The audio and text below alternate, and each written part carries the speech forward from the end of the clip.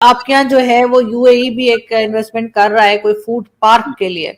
चीमा साहब, आपने देखा कभी पीसफुल लाइन अपनी जिंदगी में? मैंने तो नहीं देखा पीसफुल लाइन। आप जब शेर बब्बर शेर आपके जहन में आती है बात, व्हाट डू यू थिंक? मेरी पसंदीदा जगह आप लोग बनाने जा रहे हैं, तो उसके बारे में थोड़ा सा बताइए कि ये क्या चीज बनने जा रही है। $2 बिलियन की सुना है कि इन्वेस्टमेंट है। मोदी जी ने ठंडा कर दिया सबको। अब इनकी टोटल जो पॉलिटिकल पार्टीज हैं चीमा साहब, ट्विटर पे आई है।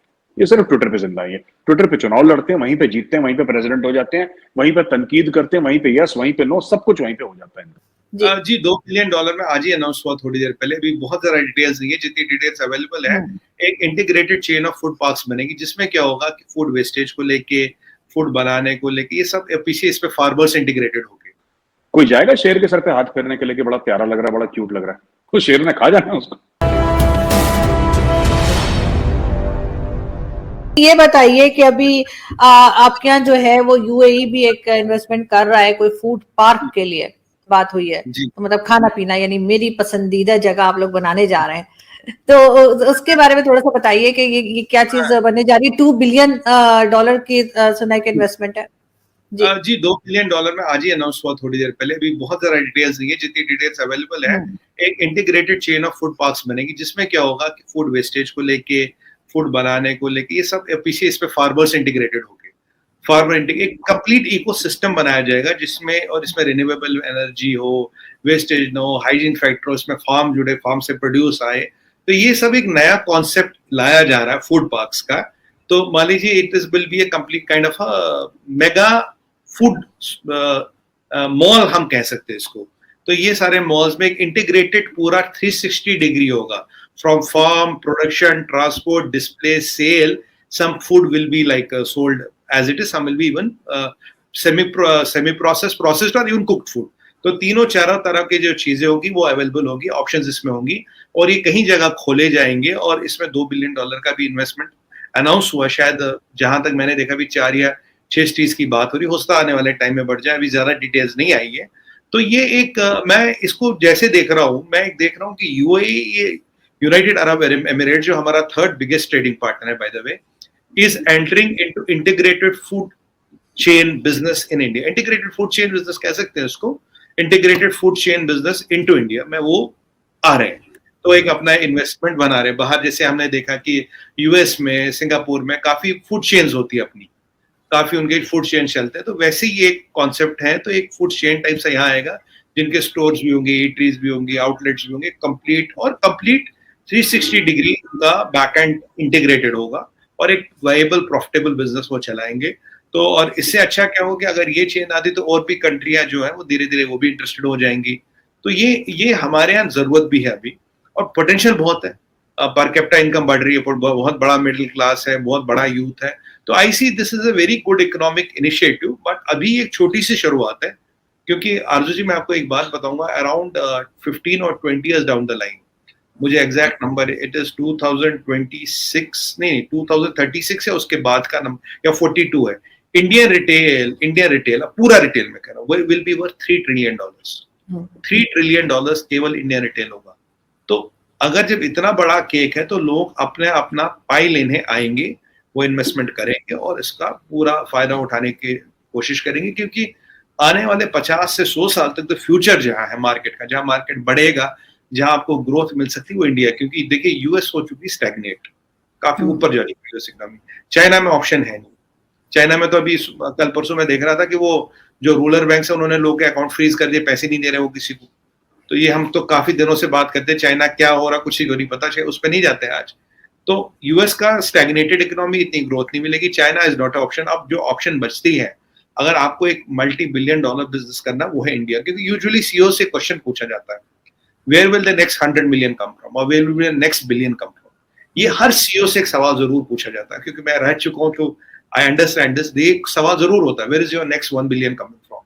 अब जिसको भी आज आप ये पूछोगे where is your next 1 billion coming from, आरजू जी आंख बंद करके आपको एक चीज बोल रहा हूँ, चाहे उसकी नेशनलिटी कुछ भी, उसका धर्म कुछ भी हो, यहूदी हो, पारसी हो, मुसलमान हो, क्रिश्चियन हो, किसी भी कंट्री में अगर उससे सवाल पूछा जाएगा, he will reply India.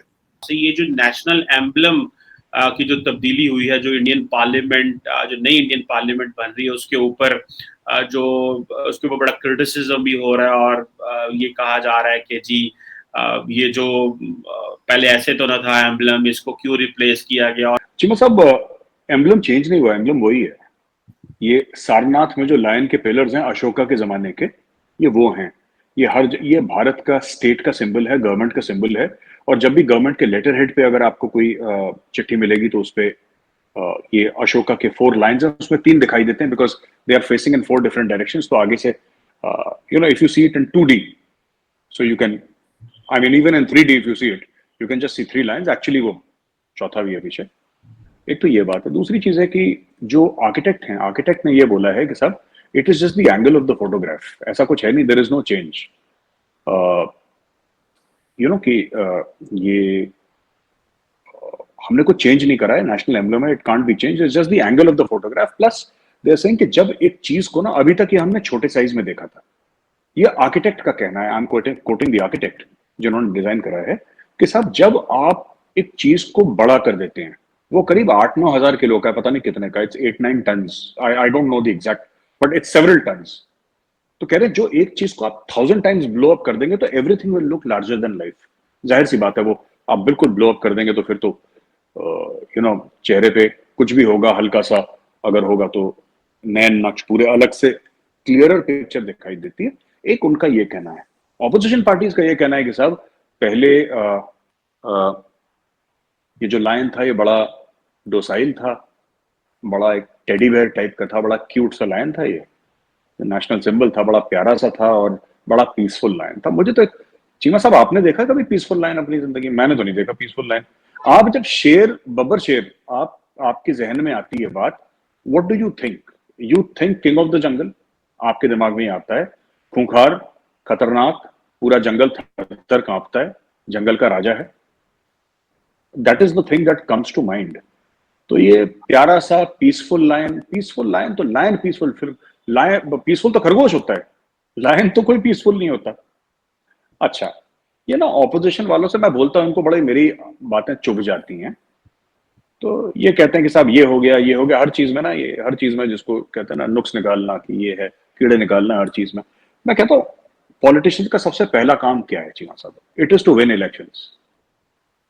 Because आप जो भी अपनी पॉलिसीज आपको आगे करनी है, आप तभी करेंगे जब आप इलेक्शन जीतेंगे, चुनाव जीतेंगे, तब आप करेंगे आगे। इनका बेसिक रोल है चुनाव जीतना। चुनाव सारे हार गए ये लोग, अपना बेसिक काम नहीं करते। शेर हंस रहा है, शेर रो रहा है, शेर दांत दिखा रहा है, ठीक है, कभी कुछ कह देते हैं, कभी कुछ कह देते हैं। अरे आप सब पे कमेंट करिए, आप इकोनॉमी पे कमेंट करिए, आपका हक है, economy is part of politics only. मैं मना नहीं कर रहा किसी को, पर मैं कह रहा हूं यार, डू योर बेसिक जॉब। जैसे फौज है, फौज का, वो इंडियन आर्मी और पाकिस्तानी, चाइनीज, अमेरिकन, फौज का पहला काम लड़ना है, फौज का पहला काम मुल्क की दिफा है, ये फौज का प्राइमरी रोल है। फिर उसके बाद फौज जो भी करे, but that is the primary role. Similarly a politician's job is to win elections, first job is to win elections. अच्छा, that they are not doing। ये सारे के सारे इलेक्शन हार गए, मोदी जी ने ठंडा कर दिया सबको। अब इनकी टोटल जो पॉलिटिकल पार्टीज हैं चीमा साहब, ट्विटर पे हैं, ये सिर्फ ट्विटर पे जिंदा है। ट्विटर पे चुनाव लड़ते हैं, वहीं पे जीतते हैं, वहीं पे प्रेसिडेंट हो जाते हैं, वहीं पे तनकीद करते हैं, वहीं पे यस, वहीं पे नो, सब कुछ वहीं पे हो जाता है इनका, ठीक है। सो मेरी कंप्लेंट है, इंडिया नीड्स, चीमा साहब इसके पीछे ना एक बड़ा खतरनाक चीज है जो डेमोक्रेसी के लिए ठीक नहीं है। India needs a strong and vibrant opposition. Any country जहां पे एक पार्लियामेंट्री डेमोक्रेसी है, even presidential form, you need a very strong and vibrant opposition which can hold the government to account, जो गवर्नमेंट को बिल्कुल जिम्मेदार ठहराए और सवाल पूछे, सख्त सवाल पूछे, ठीक है। इनका तो लगता है कि लतीफा सुना रहे हैं लोग।